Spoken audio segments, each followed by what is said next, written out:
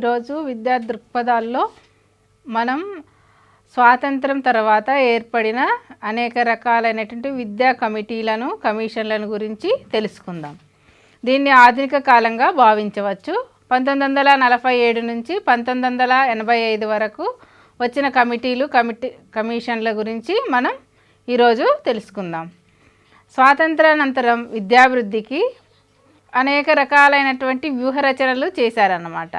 విద్యా అభివృద్ధి జరిగేటందుకు వీలుగా వివిధ స్థాయిల్లో వివిధ రకాలైనటువంటి పద్ధతుల గురించి, విభిన్న ప్రక్రియలను గురించి విశ్లేషించి విద్యాభివృద్ధికి తగినటువంటి సూచనలు చేసేందుకు భారత ప్రభుత్వం కాలానుగుణంగా మారుతున్న పరిస్థితులకు అనుగుణంగా రాజకీయ విధానాలను అనుసరించి వాటి వెలుగులో రాజకీయ పద్ధతులను అనుసరించి అనేక విద్యా కమిటీలను కమిషనర్లను ఏర్పాటు చేసింది, నియమించింది.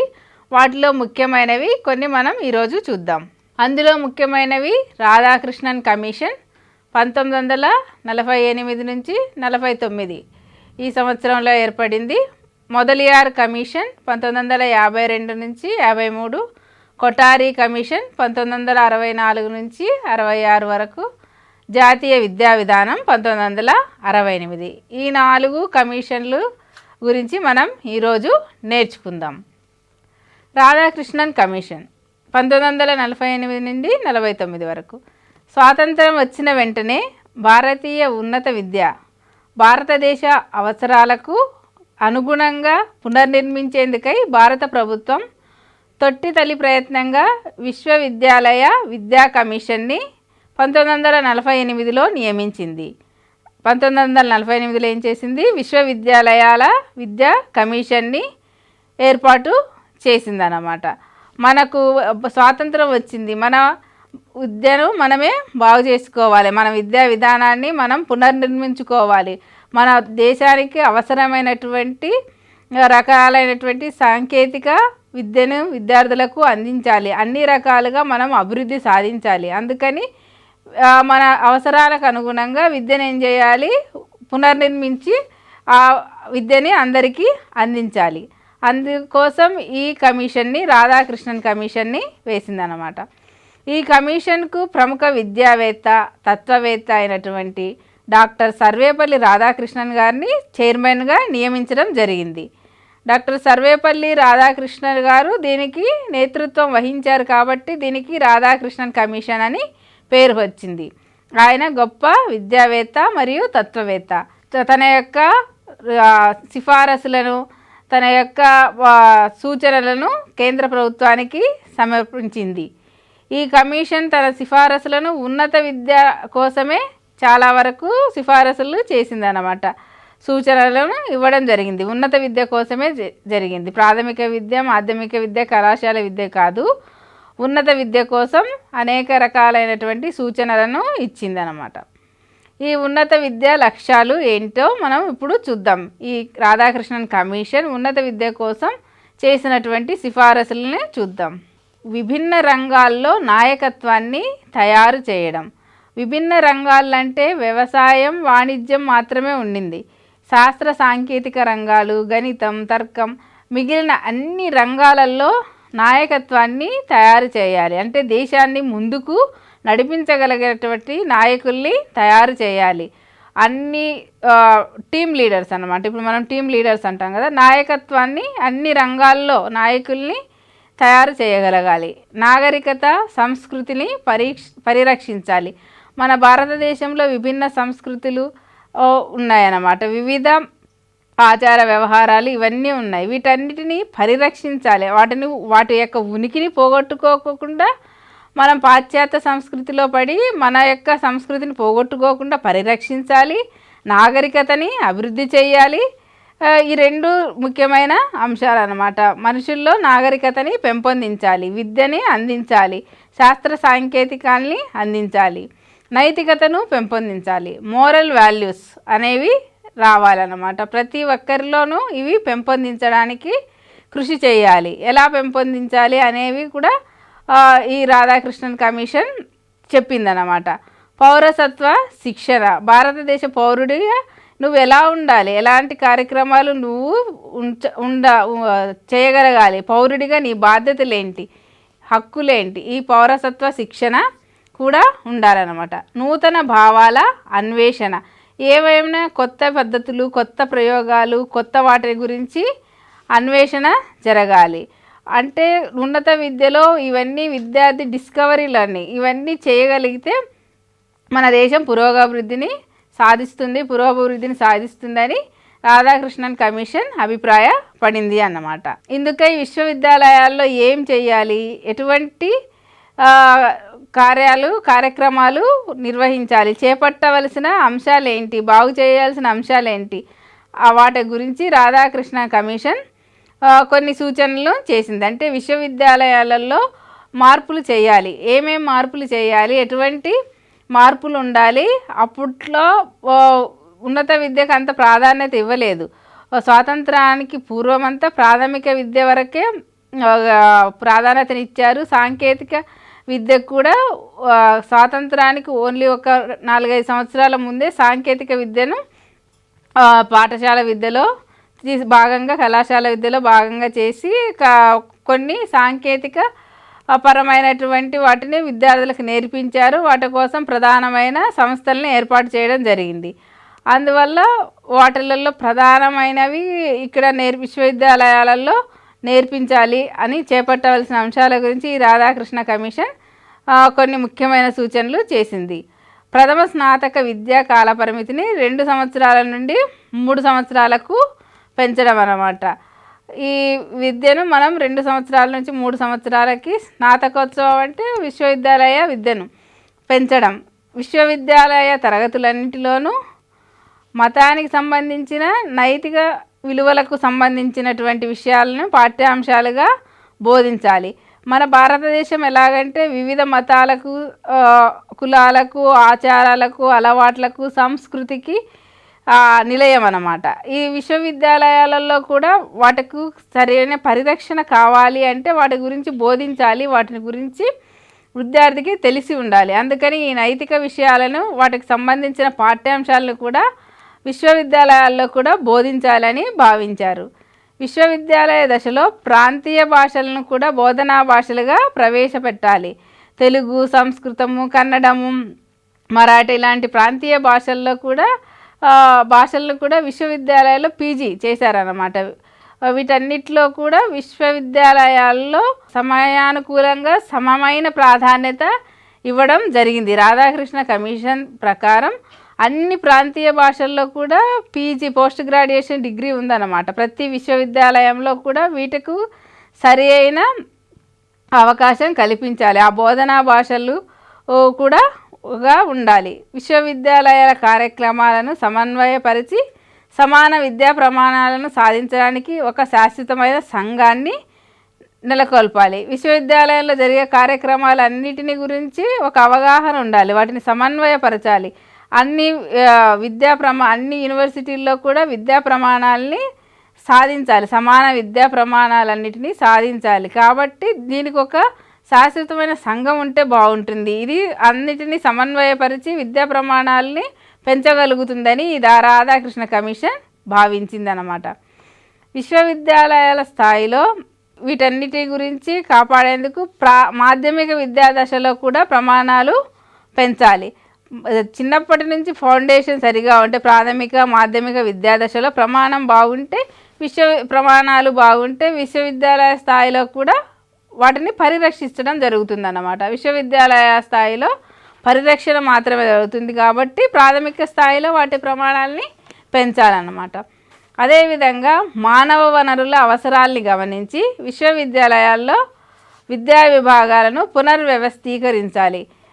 ఏ సబ్జెక్టు చెప్పడానికి ఎంతమంది ఆచార్యులు అవసరమవుతారు, ఎంతమంది మానవ వనరులు అవసరం అవుతాయో గమనించుకోవాలి. ఎంతమంది కావాలి, ఏ కోర్సులో ఎంతమంది జాయిన్ అవుతున్నారు, దాన్ని బోధించడానికి తగినటువంటి మంది ఉపాధ్యాయులు ఉన్నారా లేదా, ఇటువంటివన్నీ చూసుకొని విద్యా విభాగాలను పునర్వ్యవస్థీకరించాలన్నమాట. మళ్ళీ వాటి అనుగుణంగా, పరిస్థితులకు అనుగుణంగా మార్పులు చేర్పులు చేయాలి. అవసరమైన చోట నూతన విభాగాలను ప్రవేశపెట్టాలి. అంతకుముందు గణితము, తర్కము, శాస్త్రము, తత్వశాస్త్రము ఇలాంటివే ఉండేవి అన్నమాట. దాని చోటులో కొత్త విభాగాలు, సాంకేతిక విభాగాల్ని జత చేయడం జరిగింది. సాంకేతికతను విశ్వవిద్యాలయ స్థాయిలోకి తీసుకొచ్చారన్నమాట. అప్పుడే దేశం పురోభివృద్ధి చెందుతుందని రాధాకృష్ణన్ కమిషన్ అభిప్రాయపడింది. విశ్వవిద్యాలయ స్థాయిలో విద్యా ప్రమాణాలను పెంచాలి. విద్యా ప్రమాణం పెంచాలి అంటే కళాశాలల్లో, విశ్వవిద్యాలయాల్లో పనిచేసే అధ్యాపకుల వేతనాలని పెంచాలి. పెంచి ప్రతిభ గల వారిని మాత్రమే ఈ వృత్తిలోకి ఆకర్షించాలన్నమాట.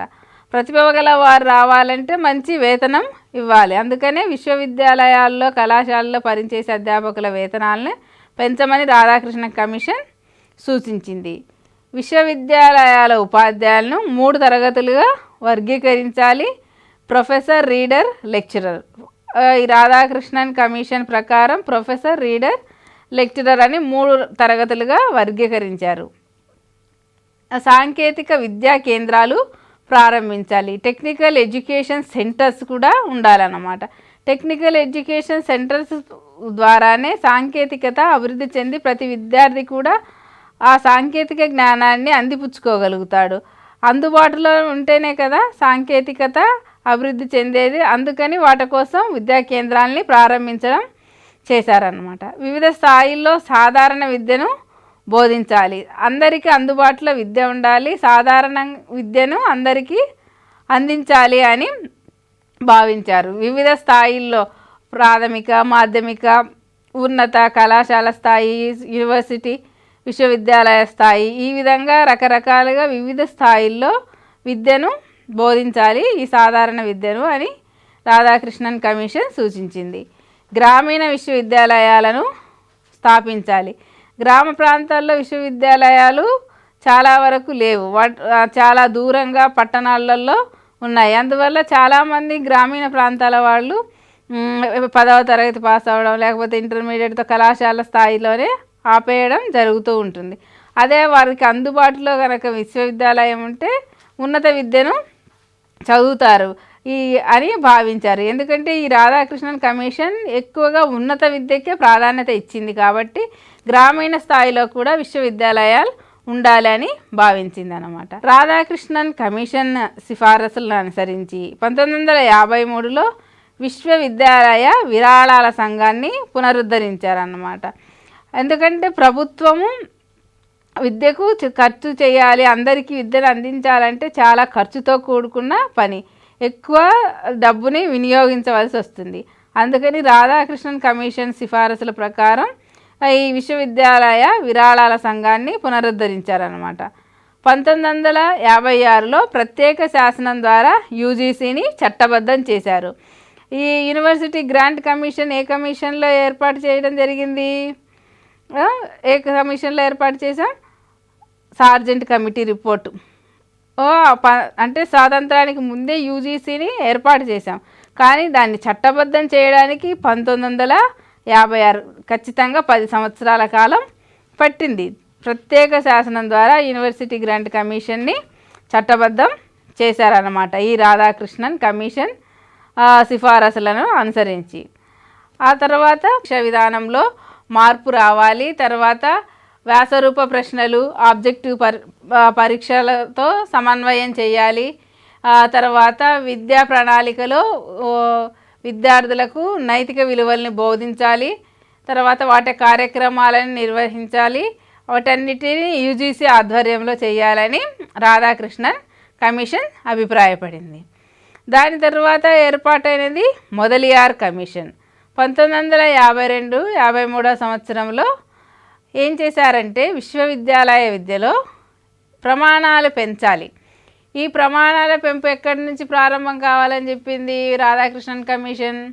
మాధ్యమిక విద్యలోనే ప్రమాణాలు పెంచితే వాళ్ళు విశ్వవిద్యాలయానికి వచ్చేటప్పటికి ఇంకా ప్రమాణాలు పెంచి వాటిని పరిరక్షించాలని రాధాకృష్ణ కమిషన్ సూచించింది. అంటే మాధ్యమిక విద్యలోనే ప్రమాణాల పెంపు ప్రారంభం కావాలని చెప్పింది. దీనికి అనుగుణంగానే కేంద్ర ప్రభుత్వం ఏం చేసింది? మాధ్యమిక విద్యకు సూచనలు ఇవ్వాలి, కాబట్టి మాధ్యమిక విద్యలో ప్రమాణాలని పెంచాలి అని చెప్పేసి డాక్టర్ లక్ష్మణస్వామి మొదలియార్ గారి అధ్యక్షతన ఒక కమిటీని 1952లో నియమించింది.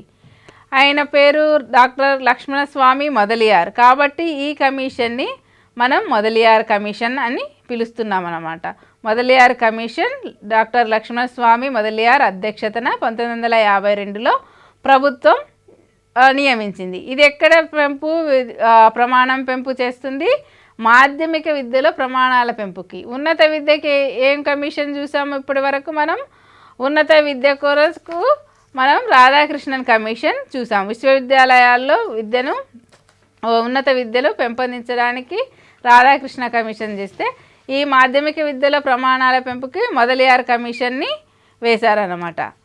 ఈ కమిషన్ మాధ్యమిక విద్యకు నిర్దేశనం చేసిన లక్ష్యాలు ఏమైతే ఉన్నాయో అవి ఇప్పుడు చూద్దాం. ప్రజాస్వామ్య పౌరసత్వ అభివృద్ధి, డెవలప్మెంట్ ఆఫ్ డెమోక్రటిక్ సిటిజన్షిప్. ప్రజాస్వామ్యంలో మనం స్వాతంత్రం వచ్చింది కాబట్టి ప్రజాస్వామ్యంలో పౌరసత్వాన్ని అభివృద్ధి చేయాలి, పౌరుల్ని అభివృద్ధి చేయాలి. రెండవది వృత్తి సామర్థ్యం పెంపు. మన భారతదేశం ముఖ్యంగా వృత్తులపైన ఆధారపడింది. వ్యవసాయం వివిధ రకాలైనటువంటి వృత్తులపైన ఆధారపడింది కాబట్టి ఆ వృత్తిలో సామర్థ్యాన్ని పెంపొందించాలి, ఎఫెక్టివ్గా వర్క్ చేయాలి, క్వాలిటీ పెంచాలి. దీనికోసం మాధ్యమిక విద్యకు నిర్దేశనం చేశారన్నమాట. మూర్తిమత్వ అభివృద్ధి. మూర్తిమత్వం అంటే పర్సనాలిటీ డెవలప్మెంట్. ప్రతి ఒక్కరిలో ఈ మూర్తిమత్వాన్ని సమగ్ర మూర్తిమత్వాన్ని అభివృద్ధి చేయగలగాలి. విద్యార్థి దశలోనే, మాధ్యమిక దశలోనే ఈ మూర్తిమత్వం అభివృద్ధి చెందితే ఉన్నత దశకు వచ్చేటప్పటికి విద్యార్థి సరియైన జీవనాన్ని, సరైన విద్యను గడించి పెంపొందించగలడు అన్నమాట. నాయకత్వ అభివృద్ధి. నాయకత్వ లక్షణాలను, డెవలప్మెంట్ ఆఫ్ లీడర్షిప్ క్వాలిటీస్ మాధ్యమిక దశలోనే అభివృద్ధి చేయగలగాలి. అప్పటికప్పుడు లీడర్స్ అయిపోరు కాబట్టి దాన్ని చిన్ననాటి నుంచే నాయకత్వ లక్షణాలని విద్యార్థిలో అభివృద్ధి చేయాలి, మూర్తిమత్వాన్ని కూడా పెంపొందించాలి. ఈ లక్ష్యాల సాధనకు మాధ్యమిక విద్యలో సాధించాలి అంటే దాన్ని సంస్కరించాల్సిన ఆవశ్యకత ఉంది అని ఈ మొదలియార్ కమిషన్ నొక్కి ఒక్కాణించింది. కొన్ని రకాలైనటువంటి సూచనలను ఇచ్చిందనమాట. అందుకు దీన్ని సంస్కరించడానికి, మాధ్యమిక విద్యలో ప్రమాణాలు పెంపొందించడానికి కొన్ని సూచనలు చేసిందన్నమాట. మాధ్యమిక విద్యను ప్రయోజనకరంగా చేయడానికి దాని యొక్క కాల పరిమితిని పొడిగించి 12 సంవత్సరాల విద్యను ఏర్పాటు చేయాలి. 12 సంవత్సరాలు స్కూల్లోనే విద్యార్థి చదవాలి. 12 సంవత్సరాలు, 1 నుంచి 12 తరగతులు అన్నమాట. 1వ తరగతి నుంచి 12వ తరగతి వరకు 12 సంవత్సరాల విద్యను ఏర్పాటు చేయాలి. విద్యానంతరం వచ్చే ఈ మాధ్యమిక విద్య 7 సంవత్సరాలు 2 దశలుగా ఉండాలి. ప్రాథమిక విద్య తర్వాత వచ్చే ఇది మాధ్యమిక విద్య మొత్తం 7 సంవత్సరాలు 2 దశల్లో ఉండాలన్నమాట. మొదటి 3 సంవత్సరాలు 6, 7, 8 తరగతులు మధ్య మాధ్యమిక దశగాను, తర్వాత 4 సంవత్సరాలు 9, 10, 11, 12 ఇదేమో మాధ్యమికోన్నత దశగాను ఉండాలి. ఇప్పుడు మనం ఫాలో అయ్యేది ఇదే. 1 నుంచి 5 తరగతుల వరకు ప్రాథమిక దశ, 6, 7 ప్రాథమిక విద్య, 6, 7, 8 తరగతులేమో మధ్య మాధ్యమిక దశ, 9, 10, 11, 12 తరగతులు మాధ్యమికోన్నత దశగాను ఉండాలి. మాధ్యమికోన్నత దశలో బహుళార్థక సాధక మాధ్యమికోన్నత పాఠశాలను స్థాపించాలి. అంటే మల్టీపర్పస్ స్కూల్స్ ఉండాలి. మల్టీపర్పస్ స్కూల్స్లో రకరకాలైనటువంటి విద్యల్ని బోధించవచ్చు అన్నమాట. వృత్తి విద్యలు, సాంకేతిక విద్యను ఈ మాధ్యమిక ఉన్నత దశలో అంటే 11th, 12th క్లాసుల్లో మల్టీపర్పస్ స్కూల్స్ వచ్చాయన్నమాట. సైన్స్, మ్యాథ్స్, సోషల్ స్టడీస్ ఇలా వివిధ రకాలైనటువంటి విద్యలో ప్రావీణ్యం పొందడానికి వాటిని దశలుగా విభజించారనమాట. Multipurpose many aspects they are learning. వైవిధ్యం గల కోర్సులను ప్రవేశపెట్టాలి. వైవిధ్యం అంటే కొంత మార్పు, ఒకే మూసపోసిన విధానంలో, మూసపోసిన పద్ధతిలో చదువుకోకుండా కొంత వేరియేషన్ ఉండాలి. వైవిధ్యం గల కోర్సుల్ని ప్రవేశపెట్టాలని మొదలియార్ కమిషన్ సూచించింది. ఇంకా ఏం చెప్పిందంటే ఇంటర్ విద్యా స్థాయిని రద్దుపరిచేసి ఇంటర్ అనే స్థాయి లేకుండా జూనియర్ ఇంటర్నేమో మాధ్యమికోన్నత దశకు, సీనియర్ ఇంటర్ని డిగ్రీ కోర్సుకు కలిపి దాన్ని మా ఇంటర్ విద్యను రద్దుపరచమని చెప్పింది అనమాట. అంటే జూనియర్ ఇంటరు సీనియర్ ఇంటర్ లేకుండా చేయమనింది. జూనియర్ ఇంటర్నేమో మాధ్యమికోన్నత దశకు, సీనియర్ ఇంటర్నేమో డిగ్రీ కోర్సుకు జత కలిపి డిగ్రీ కోర్సును 3 సంవత్సరాలకు పెంచమనింది.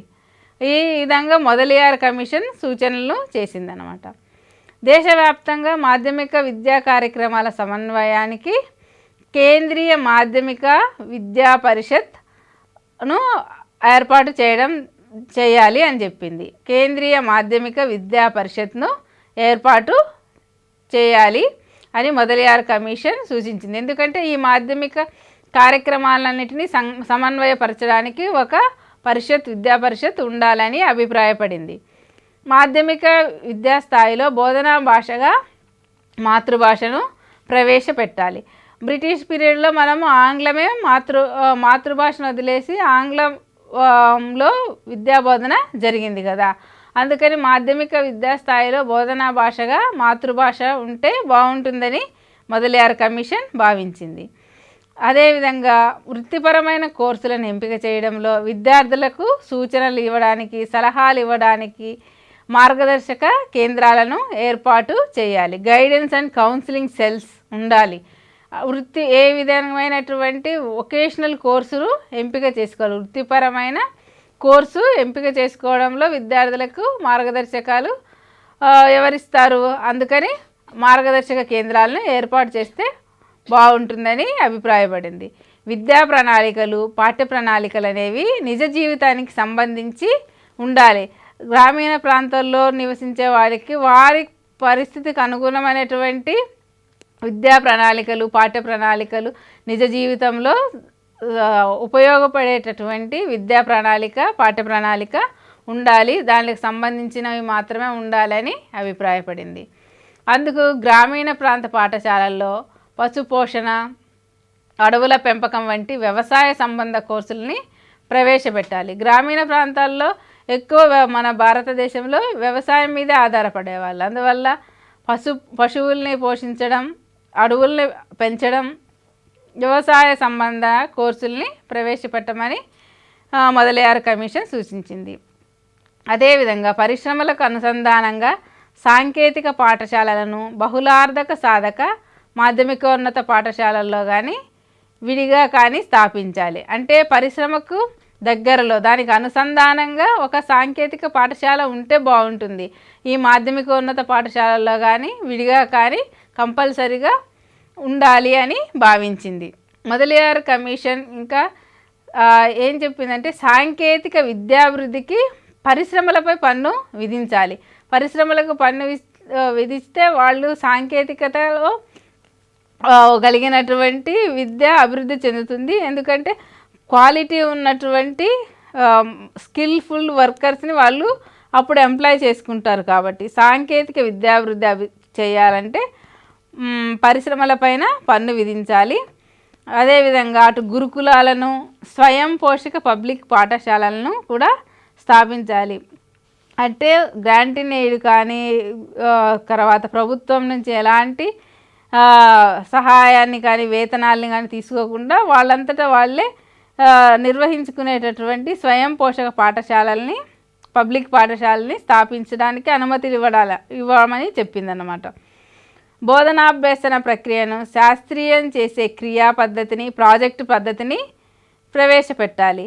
ఈ క్రియా పద్ధతి అంటే యాక్టివిటీ బేస్డ్, ప్రాజెక్టు పద్ధతి. ఈ రెండిటి వల్ల ఏమవుతుందంటే విద్యార్థి అనుభవాన్ని గడించి ఆ బోధనాభ్యసన ప్రక్రియ అనేది పటిష్టమవుతుంది. తాను నేర్చుకున్న దాన్ని విద్యార్థి చేయడం వల్ల చాలా చక్కగా నేర్చుకుంటాడు, అనుభవంలోకి వస్తుంది.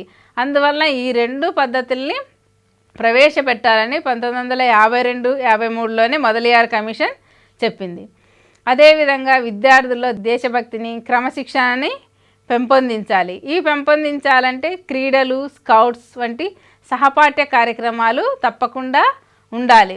కాబట్టి పాఠశాలలో కంపల్సరీగా క్రీడలు, స్కౌట్స్, సహపాఠ్య కార్యక్రమాలు ఉండాలన్నమాట. పబ్లిక్ పరీక్షల్లో సంస్కరణలలో చేయాలి. పబ్లిక్ పరీక్షలు సంస్కరించాలి. ఇందులో భాగంగా మాధ్యమిక పాఠశాల స్థాయిలో ఒక పబ్లిక్ పరీక్ష ఉండాలి అని భావించింది. అందుకే 7th క్లాస్లో ఎగ్జామ్ ఉండేది. మాధ్యమిక పాఠశాలలో ఒక పబ్లిక్ పరీక్ష కంపల్సరీ ఉండేది. తర్వాత మాధ్యమిక పాఠశాల అంతంలో 10వ తరగతిలో ఇంకొక పరీక్ష ఉంది అన్నమాట. ఇప్పుడు 10th క్లాస్లో మాత్రమే పరీక్ష ఉంది. పరీక్షల్లో ఆత్మాశ్రయతను అంటే సబ్జెక్టివిటీ తగ్గించడానికి లక్ష్యాత్మక తరహా ప్రశ్నల్ని ప్రవేశపెట్టాలి. మల్టిపుల్ చాయిస్ క్వశ్చన్స్ని అడగాలి అన్నమాట. అదేవిధంగా బాలికల విద్యకు ప్రత్యేక వసతులు కల్పించాలి. బాలికలకు విద్య అవసరం లేదని పూర్వకాలంలో భావించారు. గురుకులాలలో కొంతకాలం విద్యార్థులకు బాలికలకు విద్య అందలేదు. తర్వాత బాలికల విద్యను గురించి చాలా వరకు పట్టించుకోలేదు ఎవరు. అందుకని ఇక్కడ బాలికల విద్య గురించి ప్రత్యేక వసతులు కల్పించాలని, ప్రత్యేక పాఠశాలలు, ప్రత్యేక కళాశాలలు ఉండాలని మొదలియార్ కమిషన్ అభిప్రాయపడింది. ఈ సూచనలను అంగీకరిస్తూ ఏం చేసింది ప్రభుత్వం? బహుళార్థ సాధక మాధ్యమికోన్నత పాఠశాలను దేశవ్యాప్తంగా నెలకొల్పింది. కానీ ఈ ప్రయోగం విఫలమైంది. ఎందుకంటే అప్పుడు స్త్రీ విద్యకు ఎక్కువ ప్రోత్సాహం లేదన్నమాట. విద్యార్థులు బాలికల్ని విద్యకు పంపించేవాళ్ళు కాదు. కాబట్టి అన్ని పాఠశాలలు నెలకొల్పినా కూడా ప్రయోగం విఫలమైంది. ఎందుకంటే ప్రాథమిక విద్యలోనే చాలా వరకు బాలికలు పాఠశాలకు వచ్చేవాళ్ళు కాదు. కాబట్టి వీళ్ళు మాధ్యమికోన్నత పాఠశాల నెలకొల్పబట్టి ఈ ప్రయోగం విఫలమైంది. తర్వాత 1953లో కేంద్ర మూల్యాంకన సంస్థ ప్రారంభమైంది. తర్వాత అఖిల భారత మాధ్యమిక విద్యా సంఘం, తర్వాత మాధ్యమిక విద్యా విస్తరణ కార్యక్రమ నిర్దేశక శాఖలు ఈ 2వ పంచవర్ష ప్రణాళిక కాలంలో స్థాపించబడ్డాయి. మొదలియార్ కమిషన్ వచ్చేటప్పటికి మన దగ్గర 2వ పంచవర్ష ప్రణాళిక జరుగుతుంది అన్నమాట. 1952 నుంచి 53 వరకు ఈ మొదలియార్ కమిషన్ ఉంది. ఇదే టైంలో ఈ మాధ్యమిక విద్యా విస్తరణ కార్యక్రమం జరిగిందన్నమాట. ఈ మాధ్యమిక విద్యను పటిష్టపరచడానికి మనం మొదలియార్ కమిషన్ గురించి నేర్చుకున్నాం. అది దాని యొక్క తగు సూచనలను వాటిని మనం ఇప్పటి వరకు నేర్చుకున్నాం. తర్వాత కమిషన్ కొఠారి కమిషన్ 1964 నుంచి 66 వరకు ఉంది. ఇప్పటి వరకు ప్రత్యేక విద్యాస్థాయి కమిషన్లను నియమించిన ప్రభుత్వం ఏం చేసింది? మొత్తం విద్యా వ్యవస్థను ప్రక్షాళనం చేసి విద్యా వ్యవస్థ మొత్తానికి మార్గనిర్దేశనం చేసే ఉద్దేశంతో భారతీయ విద్యా కమిషన్ని ఏర్పాటు చేసింది. ఈ కమిషనే కొఠారి కమిషన్గా ప్రసిద్ధి కాంచిందన్నమాట. మొత్తం అసలు విద్యనంతటిని ప్రక్షాళన చేసి విద్యా వ్యవస్థనంతటిని ఎటువంటి విద్య అందించాలి, దానికి ఒక మార్గనిర్దేశనం చేయమని ఈ భారతీయ విద్యా కమిషన్ని ప్రభుత్వం ఏర్పాటు చేసింది. ఈ కమిషనే కొఠారి కమిషన్గా పిలుస్తారు. ఎందుకంటే అప్పటి యూజీసీ అధ్యక్షుడు యూనివర్సిటీ గ్రాంట్ కమిషన్ ఏర్పాటు చేశారు కదా, దాని అధ్యక్షుడైనటువంటి కొఠారి గారి అధ్యక్షతన పనిచేసిన ఈ విద్యా కమిషన్ భారతీయ విద్యకు సంబంధించిన అన్ని అంశాలను సమగ్రంగా శోధించి పరిశీలించి అర్థవంతమైన మరియు ఆచరణాత్మకమైన సిఫారసులను 1966లో జూన్ 29వ తారీఖు నాడు ప్రభుత్వానికి సమర్పించింది. ఏం చేసింది? మొత్తం విద్యా వ్యవస్థలో ఉన్నటువంటి అన్ని అంశాలని కూడా సమగ్రంగా పరిశీలించి శోధించి అర్థవంతమైన ఆచరణాత్మకమైన అంటే వాటిని అమలు చేయగలిగేటటువంటి సిఫారసుల్ని మాత్రం 1966లో మన ప్రభుత్వానికి ఈ కొఠారి కమిషన్ సమర్పించింది. కొఠారి కమిషన్ విద్యా లక్ష్యాలను ఇలా పేర్కొంది. విద్యను ఉత్పాదకతతో ముడిపెట్టాలి. మనం నేర్చుకున్న విద్య ద్వారా ప్రొడక్టివిటీ అనేది ఉండాలి. ప్రొడక్టివిటీతో ముడిపెట్టాలన్నమాట. విద్యను ఉత్పాదకతతో ముడిపెట్టాలి. జాతీయ మరియు సామాజిక సమగ్రతను సాధించాలి. నేషనల్ ఇంటిగ్రేషన్ ఉండాలి. సొసైటీలో కూడా ఇంటిగ్రేషన్ ఉండాలి. సమగ్రత అనేది రావాలన్నమాట. ప్రజాస్వామ్యాన్ని పటిష్టపరచాలి. ప్రజాస్వామ్యం కావాలి. అంతకుముందంతా మన దేశాన్ని రాజులు పరిపాలించారు. నిజాం సంస్థానంలో ఉండేవాళ్ళం మనమైతే తెలంగాణ. ఆ విధంగా రకరకాలైనటువంటి రాజులు, రాజ్యాలు, ముస్లింల పాలన బ్రిటిష్ వారి పాలన ఇవన్నీ పోయి స్వాతంత్రం వచ్చిన తర్వాత ప్రజాస్వామ్యం వచ్చింది. కాబట్టి ఆ ప్రజాస్వామ్యాన్ని మనం పటిష్టపరచాలి. మనం ప్రజాస్వామ్యంలోనే జీవించాలంటే మనకు పటిష్టంగా ఈ ప్రజాస్వామ్యం ఉండాలి. సామాజిక, నైతిక మరియు ఆధ్యాత్మిక విలువలు పౌరుల్లో పెంపొందించాలి. పౌరుల్లో పెరగాలి అంటే విద్యార్థుల్లో కూడా ఉండాలి. సమాజం పట్ల అవగాహన, సమాజంలో ఎలా ఉండాలి, ఎటువంటి నైతిక విలువలు కలిగి ఉండాలి, ఆధ్యాత్మిక విలువలు కలిగి ఉండాలి, ఇవన్నిటిని పెంపొందించాలి అంటే ఎక్కడో ఒక చోట విద్యలో వీటిని భాగంగా చేయాలి. సమాజాన్ని ఆధునికీకరించాలి. ఆధునికీకరించడం అంటే కొత్త పద్ధతులు, కొత్తగా వచ్చిన వాటిని సమాజంలో అందరూ తెలుసుకోగలగాలి, వాటిని ఉపయోగించగలగాలి. అప్పుడే మనం సాంకేతికంగా అభివృద్ధి చెందగలుగుతాం. పాత పద్ధతిలోనే మూసపోసిన పద్ధతిలోనే మూస విధానంలో మనం ఉండకుండా పరిస్థితులకు అనుగుణంగా మనం మార్పులు సమాజంలో చేయాలి. అందుకే సమాజాన్ని ఆధునికీకరించాలి, ఆధునికంగా జీవించగలగాలి అన్నమాట. ఈ లక్ష్యాల సాధనకు విద్యలో తేవాల్సిన మార్పుల్ని గురించి కొన్ని సిఫారసుల్ని చేసిందన్నమాట. కొఠారి కమిషన్ చేసిన సిఫారసుల గురించి తెలుసుకుందాం ఇప్పుడు. విద్యా స్థాయిలన్నిటిలోనూ అంటే మాధ్యమిక, కళాశాల, ఉన్నత విద్య, తర్వాత విశ్వవిద్యాలయ విద్య, వీటన్నిటి స్థాయిల్లో పని అనుభవాన్ని ప్రవేశపెట్టాలి. వర్క్ ఎక్స్పీరియన్స్ అనేది రావాలి. ప్రతి చేసే పనికి దానికి అనుభవాన్ని గడించాలి. అనుభవం ఉంటేనే చేయగలుగుతాడు. పాఠశాల విద్యలో నేర్చుకోవడం మాత్రమే కాదు, పుస్తకాల నుంచి దానికి తగ్గటువంటి అనుభవం కూడా ఉండాలి. పని అనుభవాన్ని ప్రవేశపెట్టాలి. జాతీయ సామాజిక సేవను అంతర్భాగం చేయాలి. దేశం కోసం, సమాజం కోసం కొంత సేవ ప్రతి పౌరుడు, ప్రతి విద్యార్థి చేయాలి. ఇది ఇంటిగ్రేట్ చేయాలి, అంతర్భాగంగా ఉండాలి.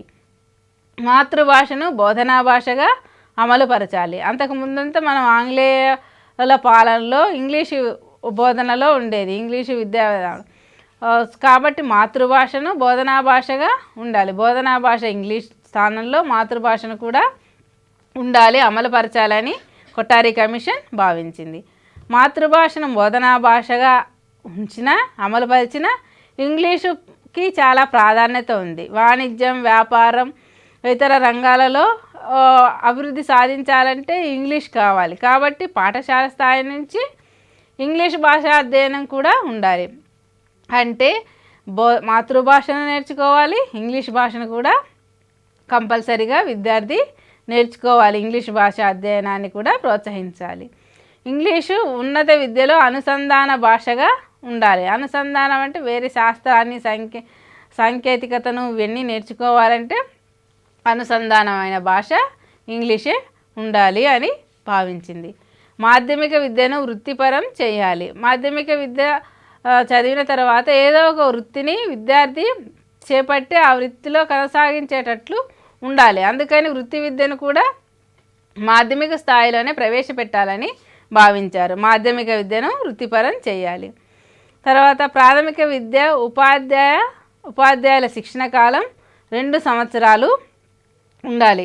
అంటే ప్రైమరీ స్కూల్లో డిఎడ్ అంటున్నాం కదా, దాన్ని ప్రాథమిక విద్య ఉపాధ్యాయుల శిక్షణ కాలం 2 సంవత్సరాలు, మాధ్యమిక విద్య ఉపాధ్యాయుల శిక్షణ కాలం 1 సంవత్సరం ఉండాలని కొఠారి కమిషన్ సూచించింది. కానీ ఇప్పుడు మాధ్యమిక విద్య ఉపాధ్యాయుల శిక్షణ కాలం 2015 నుంచి 2 సంవత్సరాలుగా మార్చారు. ఇప్పుడు 2 ప్రాథమిక విద్య ఉపాధ్యాయుల శిక్షణ కాలం, మాధ్యమిక విద్య ఉపాధ్యాయుల శిక్షణ కాలం 2 సంవత్సరాలు అయింది. కానీ కొఠారి కమిషన్ ప్రకారం మాధ్యమిక విద్య బిఎడ్ ట్రైనింగ్ 1 సంవత్సరమే ఉండాలి. ఉపాధ్యాయుల సామాజిక, ఆర్థిక పరమైన, వృత్తిపరమైన అంతస్తును పెంచడానికి తగిన చర్యలు తీసుకోవాలి. వృత్తిపరమైన అంతస్తు పెంచడం అంటే తర్వాత నెక్స్ట్ ఎడ్యుకేషన్కి వెళ్ళగలగాలి, వాళ్ళ స్థాయిని పెంచాలి, వాళ్ళ యొక్క స్థాయిని పెంచాలి. సమాజంలో ఉపాధ్యాయుని స్థాయిని, ఆర్థిక స్థాయిని, వృత్తిపరమైన స్థాయిని పెంచడానికి తగిన చర్యలు తీసుకోవాలి అని సూచించింది. పాఠ్య ప్రణాళిక, బోధనా పద్ధతులు, మూల్యాంకన విధానాలను మెరుగుపరచాలి. బోధనా పద్ధతులు విద్యార్థికి అనుకూలంగా ఉండాలి. పాఠ్య ప్రణాళిక కాలానికి తగ్గట్టుగా ఉండాలి. అటువంటి అంశాలనే నేర్పించగలగాలి. ఈ బోధనా పద్ధతులు కాలానుగుణంగా మార్పులు చెందుతూ రావాలి, బోధనా పద్ధతుల్ని మెరుగుపరచాలి. అదేవిధంగా సామాన్య పాఠశాల వ్యవస్థను స్థాపించాలి. ఒక కామన్ సిస్టమ్ ఆఫ్ ఎడ్యుకేషన్ అంటే పాఠశాలల్లో అన్ని చోట్ల ఈక్వల్గా ఒకే రకమైనటువంటి విద్యా విధానం విద్యను అందించగలగాలి. వ్యవసాయాన్ని ఆధునికీకరించేందుకు వీలుగా వ్యవసాయ విద్యకు ప్రాధాన్యత ఇవ్వాలి. వ్యవసాయ విద్యకు కూడా ప్రాధాన్యత ఉండాలి. ఎందుకంటే మన భారతదేశంలో ఎక్కువ ప్రాముఖ్యత వ్యవసాయానికే ఉంది కాబట్టి ఆ విద్యను నేర్చుకున్నట్లయితే మనం దాన్ని ఆధునికీకరించి ఎక్కువ ఫలితాన్ని పొందవచ్చు. అదేవిధంగా మానవ వనరులను వెలుగులో విద్యా విస్తరణను పెంచాలి. విద్యా విస్తరణ అవ్వాలి అంటే మానవ వనరులు బాగా అభివృద్ధి చేయాలి. ఈ విశ్వవిద్యాలయాల్లో అభ్యుదయ అధ్యయన కేంద్రాలని స్థాపించాలి. విశ్వవిద్యాలయాల్లో అభ్యుదయ అధ్యయన కేంద్రాలని స్థాపించడం ద్వారా ఎవరైనా వచ్చి విద్యను నేర్చుకోవచ్చు అన్నమాట. వయోజన విద్యను అనియత విద్యా కేంద్రాలని కూడా ప్రారంభించడం ఈ కొఠారి కమిషన్ సిఫారసులతో జరిగింది. వయోజనులకు విద్యను నేర్పించాలి. అనియత విద్య ఫార్మల్ ఎడ్యుకేషన్ కాకుండా, నియత విద్య కాకుండా ఇన్ఫార్మల్ ఎడ్యుకేషన్ని కూడా ప్రారంభించారన్నమాట. సవరించిన త్రిభాషా సూత్రాన్ని పాటించాలి. 3 భాషల్ని నేర్చుకోవాలి. 3 భాషలు అంటే ఇంగ్లీష్కేమో ఆంగ్లేయుల కాలంలో మనకు ఇంగ్లీష్ అనేది అనుసంధాన భాష కాబట్టి ఇంగ్లీష్ని నేర్చుకోవాలి. జాతీయ భాష అయిన హిందీని నేర్చుకోవాలి. ఏ రాష్ట్రం వాళ్ళు వాళ్ళ మాతృభాషను నేర్చుకోవాలి. అది త్రిభాషా సూత్రం అన్నమాట. ఈ త్రిభాషా సూత్రాన్ని అనుసరించి 3 భాషల్ని విద్యార్థులు నేర్చుకోవాలి అని చెప్పారు. ఈ కొఠారి కమిషన్ సిఫారసుల ఫలితంగా ఏర్పడ్డ ఫలితాలు, సిఫారసుల ఫలితంగా వచ్చిన ఫలితాలు ఏమున్నాయి అంటే, కొఠారి కమిషన్ సిఫారసుల నేపథ్యంలో 1968లో జాతీయ విద్యా విధానంను భారత ప్రభుత్వం ప్రకటించింది. National educational policy 1968 Kothari commission సిఫారసుల ద్వారా వచ్చిందనమాట. ఈ కొఠారి కమిషన్ ప్రతిపాదించిన దేశమంతటికి ఒకే విధమైన జాతీయ విద్యా స్వరూపాన్ని అమలుపరిచారనమాట. ఈ నేషనల్ ఎడ్యుకేషన్ సిస్టమ్ ద్వారా దేశంలో ఉన్నటువంటి వివిధ రాష్ట్రాల్లో ఒకే రకమైనటువంటి విద్యను అందించడం అంటే విద్యా స్వరూపం మారిందనమాట. ఒకే విధమైన జాతీయ విద్యా స్వరూపాన్ని అన్ని రాష్ట్రాలలో కూడా అమలుపరిచే ప్రయత్నం ప్రారంభం అయింది. ఈ కొఠారి కమిషన్ ద్వారా వచ్చినటువంటి ఈ జాతీయ విద్యా విధానాన్ని 1968ని మనం ఇప్పుడు పరిశీలిద్దాం. దీనిలోని ముఖ్యాంశాలు ఏమున్నాయి అంటే 1968లో రూపొందించిన జాతీయ విద్యా విధానంలోని ముఖ్యాంశాలు: రాజ్యాంగంలోని 45వ ప్రకరణం ఇచ్చిన హామీ ప్రకారం నిర్బంధ ఉచిత విద్యను సాఫల్యం చెందించడానికి గట్టి చర్యలు తీసుకోవాలి. 45 ఆర్టికల్ ప్రకారం నిర్బంధ ఉచిత విద్యను 6 నుంచి 14 సంవత్సరాల పిల్లలకు ఇవ్వాలి, విద్యను అందించాలి. దీనిని మనం పకడ్బందీగా అమలుపరచడానికి చర్యలు తీసుకోగలగాలి. ప్రాథమిక విద్యా స్థాయి నుండి విశ్వవిద్యాలయ స్థాయి వరకు మాతృభాష, ప్రాంతీయ భాషలు కూడా బోధనా భాషలుగా ఉండేటట్లు చర్యలు తీసుకోవాలి. ప్రాథమిక స్థాయిలో బోధన అనేది మాతృభాషలో ఉండాలి. అదేవిధంగా విశ్వవిద్యాలయ స్థాయి వరకు కూడా మాతృభాష ఉండాలి. ప్రాంతీయ భాషలు కూడా బోధనా భాషలుగా ఉండేటట్లు చూడాలని ఈ జాతీయ విద్యా విధానం చెప్పిందనమాట. కొఠారి కమిషన్ సూచించినట్లు త్రిభాషా సూత్రాన్ని అమలుపరిచే దిశగా రాష్ట్ర ప్రభుత్వాలు కృషి ప్రారంభించాలి. కొఠారి కమిషన్ ఏం చేసింది? త్రిభాషా సూత్రాన్ని అమలు చేయమని చెప్పిందనమాట. 3 భాషలు నేర్చుకోవాలి, 3 భాషలకు సమానమైన ప్రాధాన్యత ఇవ్వాలి అని సూచించింది.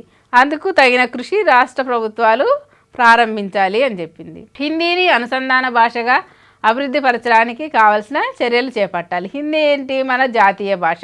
ఈ జాతీయ భాషను కూడా అందరూ మాట్లాడాలి. హిందీని కంపల్సరీగా దక్షిణ భారతదేశంలో కూడా మాట్లాడాలి అని ఇది జాతీయ భాషగా కాకుండా అనుసంధాన భాషగా కూడా అభివృద్ధి పరచడానికి తగినటువంటి చర్యలు చేపట్టమని జాతీయ విద్యా విధానం సూచించింది. సంస్కృత భాషా బోధనకు సౌకర్యాలు కల్పించాలి.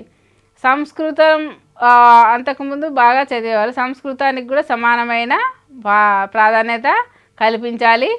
అదేవిధంగా అంతర్జాతీయ భాష అయినటువంటి ఆంగ్ల భాషకు అధిక ప్రాధాన్యత ఇవ్వాలి, ప్రత్యేకమైనటువంటి ప్రాధాన్యతను ఇవ్వాలి ఆంగ్ల భాష అధ్యయనానికి కూడా అని జాతీయ విద్యా విధానం చెప్పింది.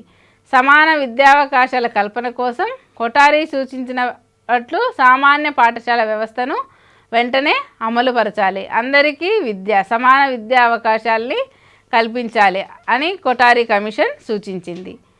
సమాన విద్యా అవకాశాల కల్పన కోసం ఏం చేశారు అంటే వెనుకబడిన ప్రాంతాల ప్రజల కోసం, తర్వాత గిరిజనుల కోసం, బాలికల కోసం వారి యొక్క విద్యా వికాసానికి ప్రత్యేక కృషి కావాలి. సమాన విద్యా అవకాశాలు కల్పించాలి అంటే వెనుకబడిన ప్రాంతాల ప్రజల కోసం పాఠశాల కావాలి, గిరిజన ప్రాంతాల్లో పాఠశాల కావాలి, బాలికల కోసం ప్రత్యేక పాఠశాలలు కావాలి. ఈ పాఠశాలలన్నిటినీ ఏర్పాటు చేయడం జరిగింది. దీనికి ఇవే జాతీయ విద్యా విధానంలో నొక్కి వక్కానించారనమాట. ప్రత్యేక పాఠశాలలు ఉంటే వాళ్ళు వాళ్ళ పాఠశాలలకు వెళ్ళి చదువుకోగలుగుతారని. కొఠారి కమిషన్ సూచించినట్లు విద్యలో పని అనుభవాన్ని కూడా కల్పించాలి. పని చేస్తూ కొంత అనుభవాన్ని గడిస్తే అది విద్యలో ఉపయోగపడుతుంది. విద్య నేర్చుకుంటూ పని అనుభవాన్ని కలిగించగలగాలి. విద్యార్థులలో జాతీయ భావాల్ని పెంపొందించుకోవాలి. ఎందుకంటే స్వాతంత్రం వచ్చిన తర్వాత మనమంతా ఒకటే, మనటువంటి నేషనల్ ఇంటిగ్రిటీ కావాలన్నమాట. ఈ జాతీయ భావాన్ని విద్యార్థి దశ నుంచే మనం నాటాలి. ఈ పెంపొందించడానికి ఏం చేయాలి? సామాజిక సేవా కార్యక్రమాలు విద్యార్థులకు ఉండాలి. విద్యార్థులు సామాజిక సేవా కార్యక్రమాల్లో పాల్గొనేటట్లు ఉండాలి. ఈ పాల్గొన్నప్పుడు విద్యార్థులు వాళ్ళల్లో ఆటోమేటిక్గా ఈ నేషనల్ ఇంటిగ్రేషన్ వస్తుంది, సమాజానికి సేవ చేయాలన్న ఆలోచన కలుగుతుంది. అటువంటి కార్యక్రమాల్ని ప్రతి పాఠశాలల్లోనూ, కళాశాలల్లోనూ, యూనివర్సిటీల్లోనూ కూడా ఏర్పాటు చేయగలగాలి. అదేవిధంగా ఆర్థికాభివృద్ధిని చేయడానికి శాస్త్ర విజ్ఞాన విద్యకు ప్రాధాన్యత ఇవ్వాలి. ఆర్థికంగా అభివృద్ధి చేయాలి అంటే దీన్ని అభివృద్ధి చేయాలంటే శాస్త్ర విద్యకు ప్రాధాన్యత ఇవ్వాలి అన్నమాట. వ్యవసాయం మరియు పారిశ్రామిక సంబంధమైన విద్యలు కూడా ప్రతి రాష్ట్రంలో పెంపొందించాలి. వ్యవసాయానికి సంబంధించింది మరియు పరిశ్రమలకు సంబంధించి ఇవి రెండు వెన్నెముక వంటివి అన్నమాట ప్రతి రాష్ట్రానికి మరియు దేశానికి. అందుకని ప్రతి రాష్ట్రంలో ఒక వ్యవసాయ విశ్వవిద్యాలయాన్ని స్థాపిస్తే ఈ వ్యవసాయంలో వచ్చే మార్పులు ఆధునికీకరించడం అన్నది చాలా సులభంగా చేయవచ్చు అని భావించింది. కాబట్టి ప్రతి రాష్ట్రంలో ఒక వ్యవసాయ విశ్వవిద్యాలయం తప్పకుండా ఉండాలి. మరియు పరిశ్రమల్లో ఆచరణాత్మక జ్ఞానాన్ని పొందడానికి సాంకేతిక విద్యాభ్యాసం తప్పనిసరిగా ఉండాలి. అంటే ఏదైతే మనం పని అనుభవం అంటున్నామో పరిశ్రమలోకి వెళ్ళి విద్యార్థి నేర్చుకొని ఆ జ్ఞానాన్ని పెంపొందించుకోవాలంటే ఆచరణ చేసే విధంగా ఉండాలి, ఆచరణలో పెట్టే విధంగా ఉండాలి. అంటే ఆచరణాత్మకమైన జ్ఞానాన్ని కూడా పొందాలి. కాబట్టి విద్యార్థి పరిశ్రమల్లో కూడా పని అనుభవాన్ని పెంపొందించుకోవాలి. దేశం మొత్తం మీద ఒకే విధంగా ఉండే 10+2+3 విద్యా స్వరూపాన్ని అమలుపరచాలి. 1 నుండి 10 తరగతులు చదవాలి. అంటే ప్రాథమిక విద్య, మాధ్యమిక విద్య, ఉన్నత విద్య ఇవంతా కలిపి 10 సంవత్సరాలు విద్యార్థి విద్యాభ్యాసం చేస్తే 2 సంవత్సరాలు కళాశాల విద్య, జూనియర్ ఇంటర్, సీనియర్ ఇంటర్ చదివిన తర్వాత డిగ్రీ 3 సంవత్సరాలు. దేశం మొత్తం మీద ఒకే విధంగా ఉండేటటువంటి ఈ విద్యా స్వరూపం అమల్లో ఉందన్నమాట. దీన్ని అమలుపరిచారు. దేశంలో విద్యాభివృద్ధి నిరాటంకంగా కొనసాగాలంటే వనరుల లేమి నుండి రక్షించడానికి విద్యా బడ్జెట్లో నిధులను కేటాయించాలి. విద్య కొరకు బడ్జెట్లో కొన్ని నిధులను కేటాయించాలి. అప్పుడే విద్యా అభివృద్ధి కొనసాగుతుంది. లేకపోతే వనరుల కొరత వల్ల విద్యా అభివృద్ధి జరగదన్నమాట. కాబట్టి ప్రతి గవర్నమెంటు విద్యను అభివృద్ధి చేయడానికి వనరులను కేటాయించాలి, నిధులను కేటాయించాలన్నమాట. సో ఈరోజు మనం స్వాతంత్ర అనంతరం ఏర్పాటు చేయబడ్డ రాధాకృష్ణన్ కమిషన్, మొదలియార్ కమిషన్, కొఠారి విద్యా సంఘం, తర్వాత జాతీయ విద్యా విధానం గురించి నేర్చుకున్నాం. అంటే రాధాకృష్ణన్ కమిషన్ ఏం చెప్పింది, ఏం సిఫారసులు చేసింది అంటే ప్రతిభ ఆధారంగా ఉపాధ్యాయులకు విద్యను ప్రమోషన్ని సౌకర్యాలు ఉండాలన్నమాట.